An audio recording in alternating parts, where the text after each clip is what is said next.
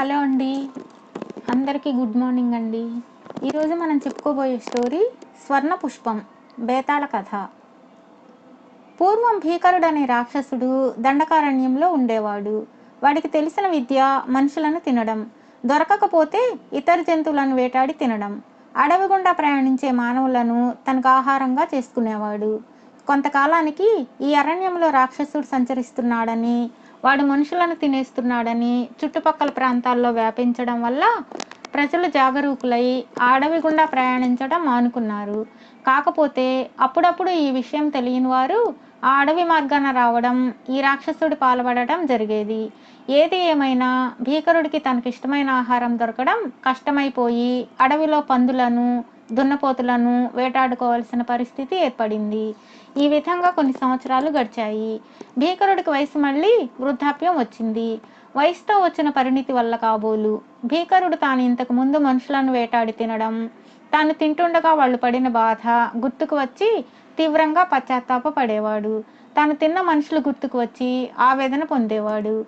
మరికొంతకాలానికి భీకరుడు అపరాధ భావం భరించలేక తాను చేసిన పాపానికి తగిన ప్రాయశ్చిత్తం చేసుకోవాలని మదనపడసాగాడు. ఇంతకాలం తాను గడిపిన జీవన విధానం మీద అతనికి పూర్తిగా వెగటు కలిగి తన పాపం పోగొట్టుకునే ప్రయత్నం మొదలుపెట్టాడు. కానీ పాప విముక్తికి అవలంబించవలసిన మార్గాలు తెలియలేదు. ఎంత ఆలోచించినా ఆ రాక్షస బుర్రకు తట్టనే లేదు. మామూలు మనుషులనైతే వేటాడి తినేవాడు, కానీ ఆ అడవిలోనే ఎక్కడో దట్టమైన కీకారణ్యంలో తపస్సు చేసుకుంటూ ఉండే మునులు, ఋషుల జోలికి మాత్రం పోయేవాడు కాదు. వాళ్ళంటే తెలియని భయం వల్ల ఆ ప్రాంతానికి వెళ్ళేవాడు కాదు. ఈ విషయం గుర్తుకు వచ్చి భీకరుడు కొంత శాంతపడి తన పాప విముక్తికి మార్గం చెప్పగల సరైన వారు మునులే అనుకున్నాడు. అలా యోచించి వారుండే ప్రదేశం కేసి బయలుదేరాడు.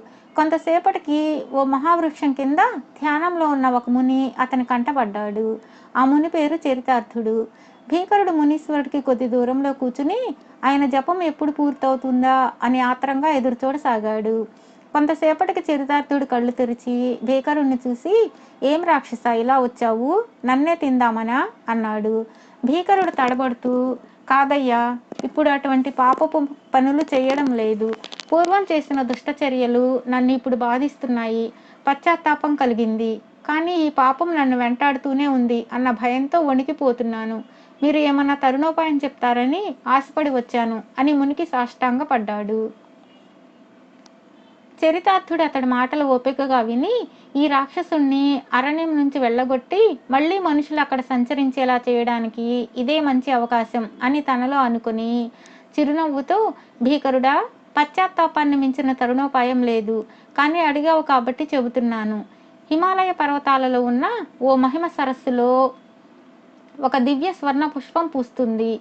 ఈ స్వర్ణ పుష్పం పరమేశ్వరుడికి ఎంతగానో ప్రీతిపాత్రం. నువ్వు కనుక ఆ స్వర్ణ పుష్పాన్ని సంపాదించి శంకరుడికి పూజ చేయగలిగితే నీకు ముక్తి కలిగే అవకాశం ఉన్నది. ఇంకో విషయం, ఆ పుష్పం 25 సంవత్సరాలకు ఒక్కసారి మాత్రమే పూస్తుంది" అని చెప్పాడు. ఈ విషయం ఉన్న భీకరుడు సంతోషంతో చేతులు జోడించి, "మునీశ్వరా, మీరు చెప్పిన విషయం భేషుగ్గా ఉన్నది. కానీ ఆ పుష్పం ఏ సరస్సులో ఉన్నది కనిపెట్టడం ఎలా? హిమాలయాలలో సరస్సులు అనేకం అని, పైగా మంచుతో కప్పబడి ఉంటాయని విన్నాను" అని తన సందేహం వెలిబుచ్చాడు. భీకరుడా, పుష్పం అన్నాక పరిమళం ఉండదా? పైగా అది దివ్య పుష్పం కాబట్టి ఆ పరిమళం కొన్ని యోజనాల మేర విస్తరిస్తుంది.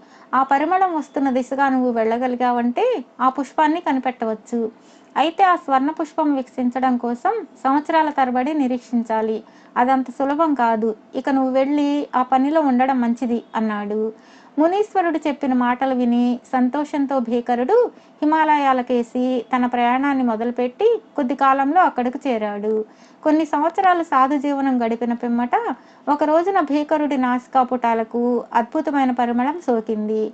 ఆ సువాసన వస్తున్న వైపుగా దివ్య పుష్పాన్ని అన్వేషిస్తూ భీకరుడు ఆశగా బయలుదేరాడు. అటు ఇటు తిరిగిన మీదట అతనికి దివ్య పుష్పం వికసించిన సరస్సు కనబడింది. ఆనందంగా సరస్సులోకి దిగి ఆ దివ్య పుష్పాన్ని కోసుకొని వద్దామని భీకరుడు అనుకునేంతలో మరొక ఇద్దరు ఆ శిరస్సు వద్దకు వస్తున్నట్లుగా భీకరుడు కనిపెట్టాడు. ఆ ఇద్దరిలో ఒకరు మంచి అలంకరణతో, రాజోచితమైన దుస్తులతో, మరొకతను సామాన్య వ్యక్తిలాగా కనపడ్డారు. ఆ ఇద్దరు వ్యక్తులు సరస్సు దగ్గరగా వచ్చి అక్కడ ఉన్న భీకరుణ్ణి చూశారు. అందులో రాజదుస్తులు ధరించిన వ్యక్తి తన కత్తి దూసి రాక్షసుడి మీదకు రాబోయాడు.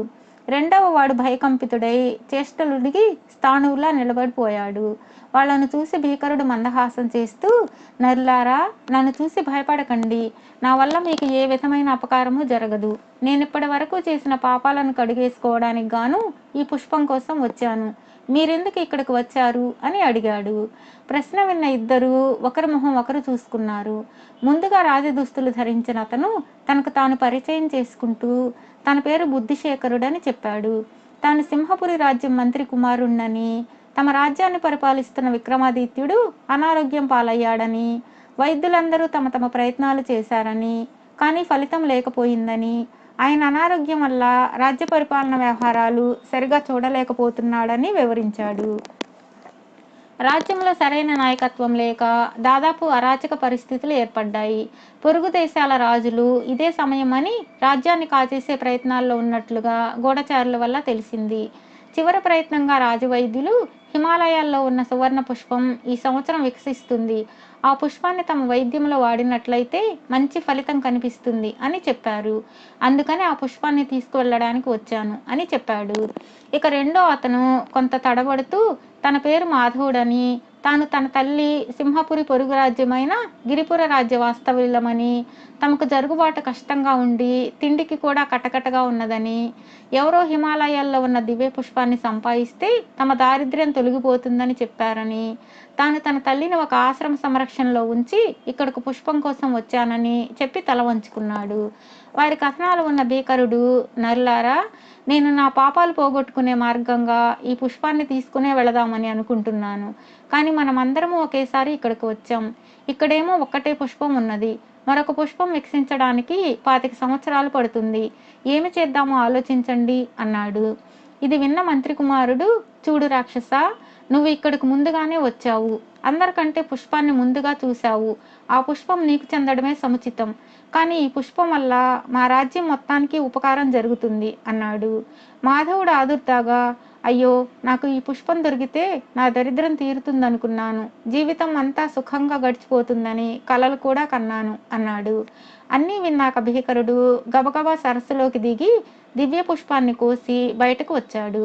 ఆ పుష్పాన్ని మంత్రి కొడుకుకి ఇచ్చాడు.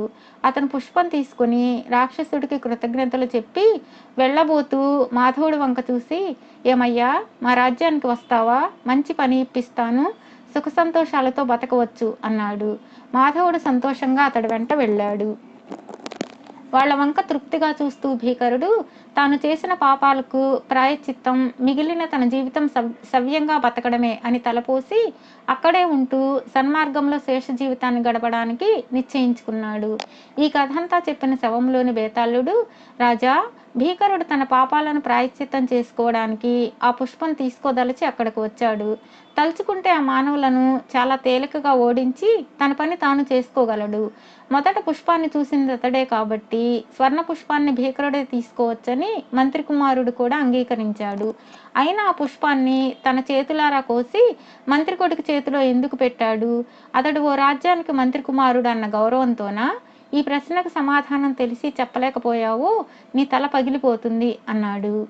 దానికి విక్రమార్కుడు, భీకరుడు వయసు వల్ల కొంత పరిణతి చెందినవాడు, పైగా పాపానికి ప్రాయశ్చిత్తం చేసుకునేందుకు బయలుదేరినవాడు.